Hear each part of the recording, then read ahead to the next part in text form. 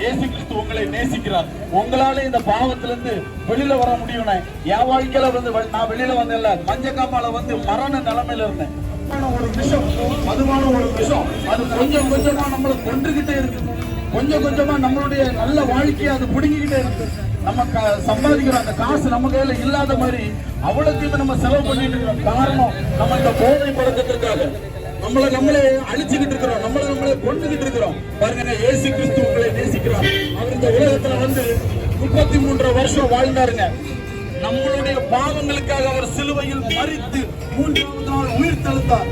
இதை ஒரு மனிதன் இருதயத்துல விசுவாசிக்கும் போது அந்த பாவத்துல மன்னிப்படைகிறான். பாவத்துல மன்னிப்படையும் பொழுது இந்த குடிப்பழக்கம் எத்தனை வருடம் ஆழமான பாவ பழக்கமாக இருந்தாலும் சரி, அந்த பாவ பழக்க வழக்கத்துல இருந்து உங்களுக்கு ஒரு விடுதலை கிடைக்குங்க. எனக்கு கிடைச்சிச்சு, எனக்கு தெரிஞ்ச நிறைய பேருக்கு கிடைச்சிருக்குங்க. அது எத்தனை வயசானாலும் பரவாயில்ல. நம்ம பிள்ளைகளுக்கு பிடிக்குமா நம்ம தண்ணி அடிக்கிறது? நம்ம நண்பர்களுக்கு, நம்ம குடும்பங்களுக்கு பிடிக்குமா? எத்தனை குடும்பங்கள்ல கணவன் மனைவி பிரிந்து வாழ்ந்து இருக்கிறார்கள். டிவோர்ஸ் பிரிஞ்சு வாழ்ந்துட்டு இருக்கிறாங்க. காரணத்துல குடிப்பழக்கத்தினால குடும்பங்கள்ல நிம்மதி இல்ல.